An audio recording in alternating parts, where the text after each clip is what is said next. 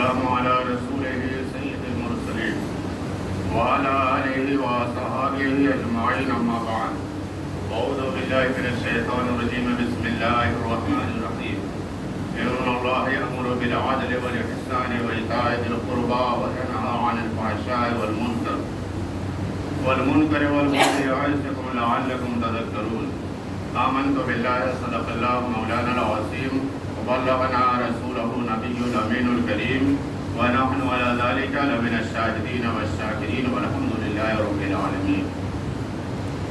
آئیے حصول برکت و سعادت کے لیے بارگاہ رسالت مآب میں حدیث و تشریف پیش کریں. اللہم صلی علی سیدنا وعلی آلہ سیدنا مولانا محمد وبارک وسلم. صلاۃ و سلام علیہ یا رسول اللہ صلی اللہ تعالی علیہ وسلم. بے شک اللہ تم کو حکم دیتا ہے انصاف اور نیکی کا اور رشتہ داروں کو دینے کا، اور منع فرماتا ہے بے حیائی اور بری بات سے اور سرکشی سے، اور تمہیں نصیحت فرماتا ہے کہ دھیان دو.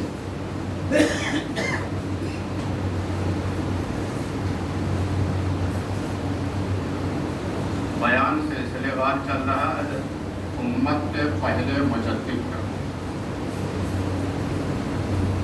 آپ نے سال میں ایک بار مجدد کا بیان ضرور سنتے ہیں. مجدد کون ہوتا ہے؟ امت کا جو پہلا مجدد تھا. ہر 100 سال میں ایک مجدد ہوتا ہے جو دین میں کچھ خرابی آئی رہتی ہے، لوگوں کے عقیدے میں، عمل میں اس کو دور فرما دیتا ہے. امت کا پہلا مجدد، پہلی صدی کا مجدد عمر بن عبدالعزیز. میں ان کا خاندانی پس منظر بیان کر چکا. یہ پہلے صدی کے ہیں تو حضور کو ابھی پردہ فرمائے ہوئے 90-92 سال ہوا تھا.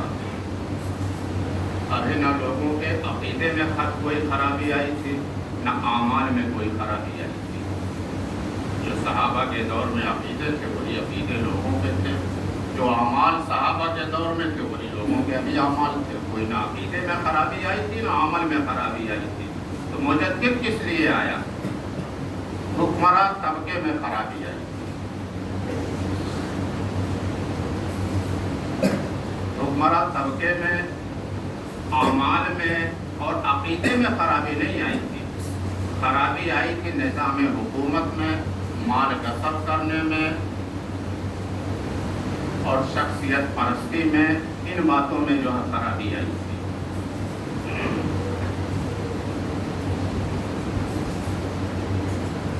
عمر بن عبدالعزیز خاندان بنو امیہ سے ہیں.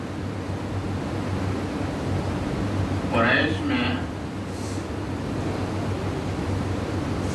لگ بھگ 10 خاندان ہیں جن میں بنو ہاشم، بنو امیہ بڑے مشہور ہیں. حضور کے پردادا سے بھی اوپر،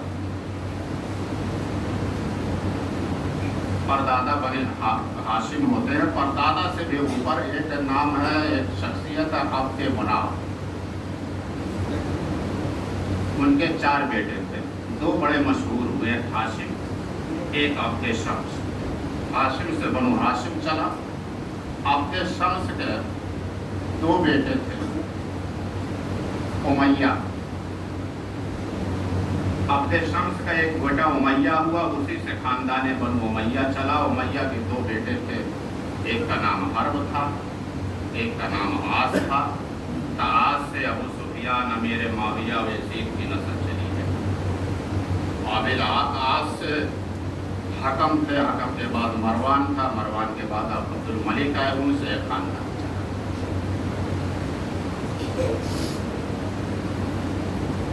تو خرابی آئی تھی حکمراں طبقے میں. مال کو غصب کر لینا، حق و احترام اٹھ گیا تھا. اور ایک چیز ایک یاد رکھیں، عمر بن عبدالعزیز کا خاندان شاہی خاندان ہے. ہم مال و دولت کی بھی کمی نہیں تھی. ان کے باپ مصر کے 29 سال تک گورنر رہے.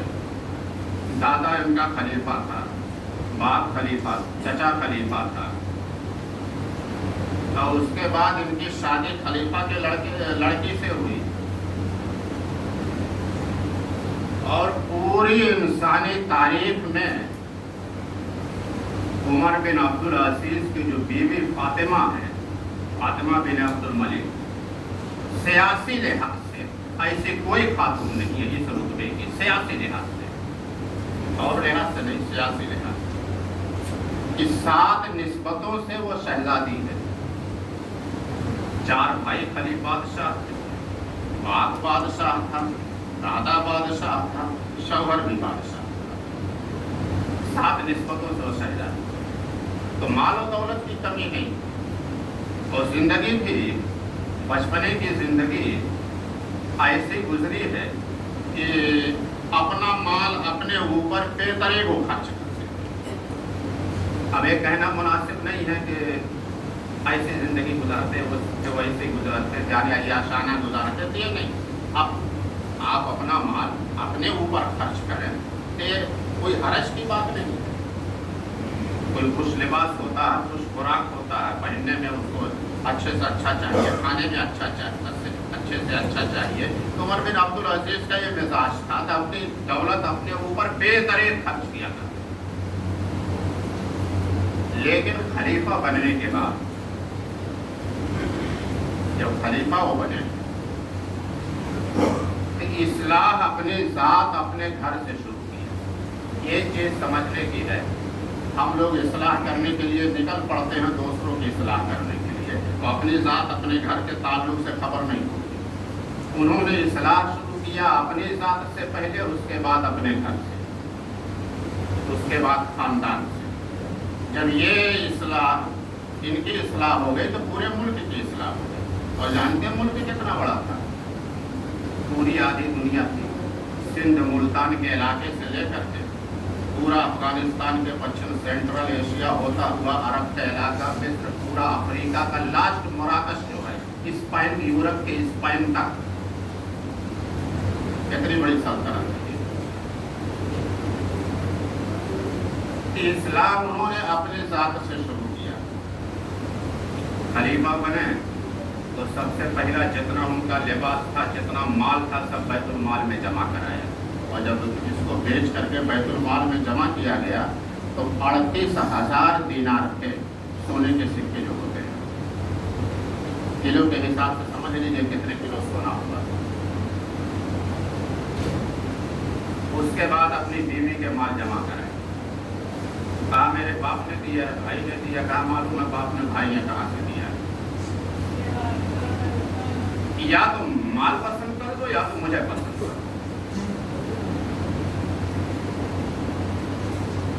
اپنے خاندان بنو امیہ میں عمر بن عبدالعزیز فرماتے تھے اپنے وزیر رجا بن حیوہ سے، اور انہوں نے خلیفہ ہی بنایا. ساری پالیسی انہی کی تھی، سارا نظام بنایا انہی کا تھا. رجا بن حیوہ سے کہا، اور محدث بھی ہے یہ، شیخ الحدیث بھی ہے یہ. کہا رجا،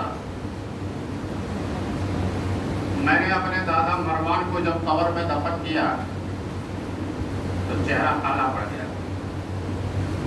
جب قبر کھول کر کے چہرہ دیکھا تو قبلے کی طرف سے چہرہ پھر چکا تھا.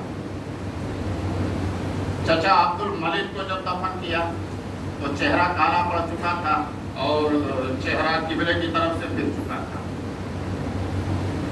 اپنے چچا زاد بھائی ولید کو جب میں نے قبر میں اتارا تو چہرہ کالا پڑ چکا تھا، اور جب کفن کی گرہ کھولی تو چہرہ جو ہے قبلے کی طرف سے پھر چکا تھا. اور سلیمان بن عبد الملک جس نے ان کو خلیفہ بنایا، وصیت جس کی تھی، اس کا حال تو یہ تھا، ابھی قبر کے کنارے ہی رکھا تھا کہ جو ہے تابوت ہی ہلنے لگا. تو وارثین نے اس کے بیٹوں نے کہا کہ باپ زندہ ہیں. زندہ نہیں ہیں، عذاب قبر ابھی سے شروع ہو گیا، جلدی سے اس کو نیچے اتارو۔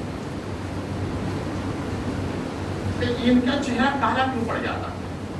آپ کو بھی اتفاق ہوا ہوگا قبر میں اترنے کا، کسی کا چہرہ تو نہیں دیکھا ہوا کالا ایک دم ہو جائے، قبلے کی طرف سے منہ پھر جائے۔ تو ان کا قبلے کی طرف سے منہ کیوں پھر جاتا تھا؟ یہ 4 حکمراں گزرے ہیں جو پوری آدھی دنیا پر حکومت کرتے تھے، چہرے کالے کیوں پڑ جاتے تھے؟ قبلے کی طرف سے ان کا چہرہ کیوں پھر جاتا تھا؟ وجہ کیا تھی؟ کیا نماز نہیں پڑھتے تھے؟ قرآن کی تلاوت نہیں کرتے تھے؟ نہیں، نماز پڑھتے ہی نہیں تھے، نماز پڑھاتے بھی تھے، اور تلاوت سے اتنی کرتے تھے، تہجد گزار تھے۔ ولید بن عبد الملک ان کا چچا زاد بھائی ہے، جب وہ خلیفہ تھا 10 سال تک، تہجد میں تو کبھی کبھی وہ 10 پارے پڑھ ڈالتا تھا۔ 10 پارے پڑھنے کے لیے جانتے تھے کم سے کم 3.5 سے 4 گھنٹہ اس کو کھڑے رہنا پڑے گا۔ تہجد میں 10 پارے پڑھ ڈالنے والا آدمی قبر میں چہرہ کالا کیوں پڑ جاتا تھا؟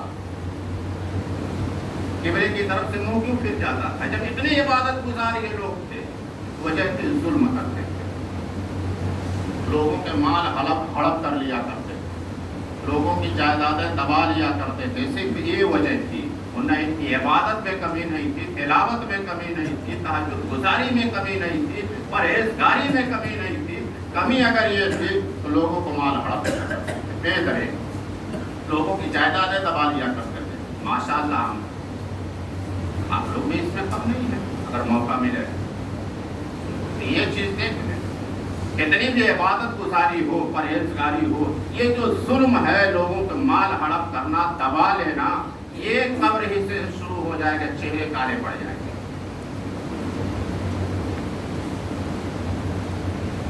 اور عمر بن عبدالعزیز کی زندگی اور اس زمانے میں یہ انقلاب آیا، پھر انقلاب آنے کی بھی 2 وجہ رہتی ہے۔ بزرگوں نے فرمایا اگر شروع سے بچہ کیسا بھی ہو، اگر اس کی زندگی میں 2 چیزیں اس کی زندگی میں شامل ہوں تو اس کو عمر کے کسی نہ کسی حصے میں اصلاح ہو جائے گی۔ ایک عبادت سے اس کا تعلق جڑا ہو، دوسرے بزرگوں کا ادب کرتا ہو، عبادت سے تعلق جڑا ہو، رب سے تعلق جڑا ہو، اور بڑوں کا ادب کرتا ہو، یہ 2 چیزیں اسے اصلاح کی طرف لے آئے۔ اور اس زمانے میں نماز کا جو اہتمام کیا جاتا تھا، ان کے والد رہتے تھے مصر میں، مصر کے گورنر تھے، لیکن تعلیم و تربیت کے لیے مدینے تھی۔ سب سے بڑا تعلیمی مرکز اس زمانے میں مدینہ تھا۔ کئی صحابہ کرام سے تعلیم حاصل کیا، اور عبداللہ ابن عمر، حضرت عمر فاروق کے صاحبزادے، ان کے نانا لگتے تھے، ان کے نانا کے بھائی کے نانا لگتے تھے۔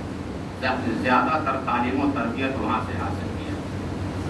ایک بزرگ رہتے تھے اس زمانے میں، صالح بن کیسان، مدینے میں۔ عمر بن آپ کے والد عبدالعزیز نے خاص طور پر انہیں تاکید کی تھی کہ میرے بیٹے کے تعلیم و تربیت کا خاص طور پر آپ خیال رکھیں۔ ایک بار ایسا ہوا، جماعت ان کی چھوٹ گئی، شوقین بھی تھے، خوش لباس بھی تھے، اور چلنے کا شاہانہ انداز بدن بھی تھا، اسی حساب سے چلنے کا انداز جو ان کا تھا، لوگ فیشن کے طور پر اس انداز کو اپنایا کرتے۔ جماعت چھوٹ گئی، استاد نے پکڑ کیا، کہا تمہاری جماعت کیسے چھوٹی، کیا وجہ تھی؟ انہوں نے سچ ہی بول دیا، کہا اصل میں کہا استاد جی کام تو کوئی نہیں تھا، بس بال سنوارنے میں، جیسا اس زمانے میں لوگ بڑے بڑے بال رکھتے تھے تو تھا اس زمانے کا، ہر زمانے کا فیشن بدلتا رہتا ہے، تب بال سنوار کے مولے۔ انہوں نے ان کے والد مصر کے گورنر کو خط لکھا، اس زمانے میں فون نہیں تھا کہ فون اٹھا کر کے بات کر لیا، قاصد جائے گا، 1 مہینہ لگے گا آنے جانے میں، قاصد بھیجا، خط لکھا، کہ تم نے یہ کہا کہ میرے بیٹے کے تعلیم و تربیت کا خیال رکھو، تمہارے بیٹے کے یہ لچھن ہے کہ بال سنوارنے میں اس نے جماعت چھوڑ دی، ایک وقت کی جماعت چھوڑ دی، تو بال سنوارنے میں اس نے جماعت چھوڑ دی۔ تو آج کے زمانے میں اگر گورنر ہوتا تو کیا کرتا؟ پورا اسٹاف جمع کرتا، پہلے خوب ہنستا، اس کے بعد لطیفے کے طور پر سناتا، مولانا نے لکھ کر بھیجا جماعت چھوٹ گئی ہے۔ والد عبد الواسیس نے جو گورنر تھے مصر کے، اپنے خاص سیکریٹری کو بھیجا، کہا اسی وقت جاؤ مدینہ اور میرے بیٹے کا بال کاٹ دو، پہلے بال ایک ختم کر دو جس کی وجہ سے جماعت چھوٹ گئی۔ عبادت میں یہ سختی ہوتی، تو بزرگوں نے فرمایا اگر کسی میں یہ عبادت کا تعلق، عبادت اس کی زندگی میں ہو اور بڑوں کا ادب ہو تو اسے اصلاح ہوگی۔ عبادت کا یہ تعلق تھا۔ جب آپ خلیفہ بنے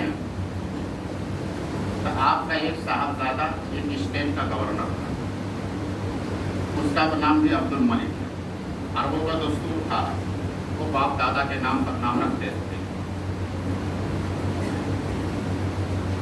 ان کے دادا کا نام بھی عبد الملک تھا، ان کے بیٹے کا نام بھی عبد الملک۔ تو اپنے ایک وزیر کو کچھ رپورٹ کے لیے وہاں کا سرکاری دستور کیسا کام کاج کیسا چل رہا وہ دیکھنے کے لیے بھیجا، اور تاکید کیا اس کے عادت و اطوار کو بھی دیکھنا، کہیں وہ تکبر اور فضول خرچے میں تو مبتلا نہیں ہے۔ سرکاری کام کاج دیکھنے کے ساتھ ساتھ اس کے عادت و اطوار کو بھی دیکھنا۔ نام تھا وزیر کا میمون بن مہران، یہ محدث بھی گزرے، اتنے پائے کے محدث تھے، امام اعظم ابو حنیفہ کے استاد بھی ہیں میمون بن مہران۔ ایسے لوگوں کو وزیر رکھا انہوں نے۔ میمون بن مہران کہتے ہیں جب میں پہنچا، جب گھر پہ ملنے گیا، ایک نوجوان بیٹھا تھا، بڑی سادگی سے اس نے اٹھ کر کے میرا استقبال کیا اور بیٹھایا، کہا چچا جان پوری سرکاری رپورٹ میں لے رہا تھا، کام کاج جو فائلیں دیکھ رہا تھا، اتنے میں خادم آیا، گورنر سے مخاطب ہوا، کہا میں نے خالی کرا دیا ہے، اب آپ جا سکتے ہیں۔ یہ سینٹرل گورنمنٹ کے وزیر تھے، وہ اسٹیٹ کے گورنر تھے۔ پوچھا کہ کیا خالی کرا دیا؟ یہ کیا بولا؟ کیا خالی کرا دیا کہ آپ جا سکتے ہو؟ اس زمانے میں جیسا آج ہمارے باتھ روم جو ہے اجتماعی ہوتے ہیں، اس زمانے میں غسل خانے اجتماعی ہوا کرتے تھے، گھروں کے اندر نہیں ہوتے۔ محلے میں ایک پورا اجتماعی غسل خانہ ہوتا تھا، لوگ اسی میں جا کے غسل کیا کرتے۔ یہ جو ہے اس میں ہر محلے کے ہر قسم ہر مزاج کے لوگ ہیں، کچھ لوگ ہیں ڈھنگ سے بھی نہاتے تھے اور کچھ لوگوں کو تھوڑی بے احتیاطی بھی ہو جاتی، تو وہ ان کو پسند نہیں تھا کہ بے احتیاطی کچھ لوگ کر جاتے ہیں، میری نظر پڑے، اس لیے خادم کو کہا کہ پہلے میں غسل کرنا چاہتا ہوں، خالی کرا دو۔ یہ سینٹرل گورنمنٹ کو وزیر نے کہا، اس نے کیا کرا؟ کیا خالی کرا دو؟ کیا آپ جا سکتے ہیں؟ کہا اصل میں مجھے غسل کرنا تھا اور حمام کو خالی کرانا تھا۔ کہا یہ تم نے کیسے کیا؟ پوچھا کیا حمام اور غسل خانہ تمہارا ذاتی ہے؟ کہا نہیں۔ کہا جب وہ اجتماعی ہے تو تم نے کیسے کہا کہ سارے لوگوں کو خالی کرا دو؟ یہ تو عدل و انصاف کے خلاف ہے۔ سارے لوگوں کو پریشان کیا تم نے ایک کنارے کر کے، اور تم تنہا نہاؤ گے، یہ تو عدل و انصاف کے خلاف ہو، یہ تکبر بھی ہے کہ سارے لوگوں کو خالی کرا کے میں تنہا نہاؤں، یہ تم نے کیسے؟ اس زمانے میں، ان کے زمانے میں اس بات کی بھی پوچھ ہوتی۔ انہوں نے کہا چچا جو ہے ٹھیک ہے غلطی ہے، لیکن غسل خانہ جو ہے تو جیسے غسل خانہ لوگ بنوا دیا کرتے تو اس کا ہلکا بھاڑا رہتا تھا، میں غسل خانے کے مالک کو پورا بھاڑا دے کر کے جو اس کا نقصان ہوا اس کی بھرپائی کر دوں۔ اپنی پتا کا یہ بھی ٹھیک نہیں، یہ اگر تم خالی کرا کر کے پوری بھاڑا تم ادا کرتے ہو تو یہ فضول خرچی ہے، اس کی بھی اجازت نہیں دی جاتی۔ فضول خرچی کیوں کرو گے؟ اور یہی چیز سمجھنے کی ہے. ان المبذرین کان اخوان الشیاطین وکان الشیطان للانسان وکان الشیطان کفورا. بے شک شیطان فضول خرچی شیطان کا کام ہے اور شیطان اپنے رب کا بڑا ناشکرا ہے. یہ فضول خرچی جو ہے اور یہ تکبر و فضول خرچی آپ نے اکثر دیکھا ہوگا. آپ جب ممبئی آئے ہوں گے آپ لوگوں نے کتنی محنت کیا ہوگا, کتنا رگڑا کیا ہوگا, کتنے دنوں فٹ پاتھ پہ سوئے ہوں گے, کتنے بھوکے رہے ہوں گے. آپ نے پوری بنیاد بنائی, ہر سہولت دی, لیکن آپ نے جتنی محنت کر کے بنایا ہے آپ کے بچے اتنا محنت کر کے اتنی جائیداد بنا پائے کیا؟ جبکہ آپ کے لیے کوئی سہولت نہیں تھی, یہاں کھڑے ہونے کی جگہ نہیں, لیکن آپ کے بچوں کے لیے رہنے کی جگہ تھی, کھڑے ہونے کی جگہ تھی, ہر چیز کی سہولتیں تھی. اس کے باوجود آپ کے اتنا وہ کامیاب کیوں نہیں ہے؟ وجہ یہ بھی کہ انہیں کھڑے ہونے کی جگہ ملی, کچھ جائیداد ملی, ان میں فضول خرچی آئی, تکبر آیا. اور جب فضول خرچی اور تکبر آئے گا تو اللہ تعالیٰ ایسے کو فضول خرچی شیطان کا کام ہے. ان اللہ لا یحب المتکبرین. بے شک اللہ تکبر کرنے والوں کو پسند نہیں فرماتا, ذلیل فرما دے گا, ذلیل کر دے گا. تو یہی وجہ ہوتی ہے آپ نے جتنا کچھ بنایا ہے پوتا آنے تک پھر معاملہ وہیں پہنچ جاتا, اس کو پھر سے وہیں سے محنت کرنی. آپ نے بنیاد قائم کر دیا تھا, ہر سہولت دے دی تھی, تو وہ ترقی کیوں نہیں کر سکا؟ وجہ اس کی تھی اس کے اندر تکبر آیا, فضول خرچی آئی, اور جو فضول خرچی آئے گی تو آگے نہیں بڑھے گا. وہ اللہ نے فرمایا یہ شیطان کا کام ہے اور شیطان اپنے رب کا بڑا ناشکرا ہے. نعمتیں بڑھتی ہیں شکر کرنے پر, ناشکری کی بنیاد پر نہیں. اور فضول خرچی کیسی بھی ہو اور تکبر ذرا بھی ہوگا تو اللہ تعالیٰ فرماتا میں اسے ذلیل کر دوں گا. وجہ یہ تھی. تو انہوں نے کہا اگر تم اپنی جیب سے دو گے یہ تکبر ہے, یہ فضول خرچی ہے, اور تم نے عدل انصاف کے خلاف دیا. کہا چچا جان پھر میں کیا کروں؟ کہا جب لوگ اس سے فارغ ہو کر کے اپنے گھروں میں چلے جائیں تم رات میں جایا کرو. اگر تمہیں لوگوں کے ساتھ مل کے نہانے کا پسند نہیں ہے تو رات میں جایا کرو. تو کہا ٹھیک ہے چچا جان میں اس پہ عمل کروں گا. اس کے بعد انہوں نے کہا چچا جان آپ امیر المومنین کو آپ کا شکایت کریں کہ یہ عیب میں نے دیکھا. تو انہوں نے کہا تھا کیا میں جھوٹ بولوں؟ کہا نہیں, استغفراللہ, میں نہیں کہتا کہ آپ جھوٹ بولیں, بلکہ آپ ایسے انداز سے کہ آپ یہ کہیں کہ میں نے یہ باتیں اس کے اندر یہ برائی دیکھی تھی, میں نے سمجھا دیا, وہ اس سے بات آ گیا, اب اس پہ عمل نہیں کرنا, میں برائی سے بات آ گیا. آپ یہ کہیں. یہ پہلا مجدد ہے سبھی کا.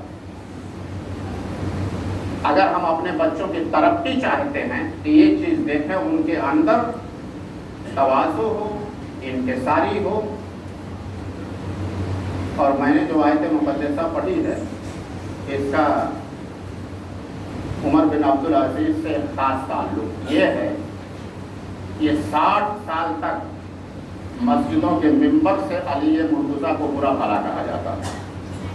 یہ 60 سال تک جب بنو امیہ کی حکومت قائم ہوئی ہے, پہلی حکومت, تو یہ تھا علی کا خاندان پورے عالم اسلام میں لوگوں کے دلوں میں تھا. کہیں یہ کامیاب نہ ہو جائے تو ان کو ذلیل کرنے کے لیے حضرت علی مرتضیٰ کو 60 سال تک مسجد کے ممبروں سے جمعہ میں گالیاں دی جاتی. عمر بن عبدالعزیز نے آنے کے بعد اس کو بند کرایا. کہا یہ بند کرو. کہا اس کے بعد کیا کریں؟ کہا یہ آیت رکھ دیجیے, خطبے کے آخر میں جو آیت پڑھی جاتی ہے عمر بن عبدالعزیز کی رکھی ہوئی ہے, اور یہی خطبے کے لاسٹ میں علی مرتضیٰ کو گالیاں دی جاتی ہیں. کہا اس کے بدلے میں یہ آیت پڑھو, ان اللہ یأمر بالعدل والإحسان وإیتاء ذی القربى وینہی عن الفحشاء والمنکر. بے شک اللہ تم کو حکم دیتا ہے انصاف اور نیکی کا اور رشتہ داروں کو دینے کا, اور منع کرتا ہے بری بات اور بے حیائی اور سرکشی سے. تمہیں نصیحت فرماتا تم دھیان دو. اور انہوں نے جو آیت رکھی تھی آج تک کوئی بدلا نہیں, آج تک وہ 1300 سال سے چلی آ رہی ہے. اور انشاءاللہ ان کے زندگی کے تعلق سے اگلی بات اگلے جمعہ. وآخر دعوانا الحمدللہ رب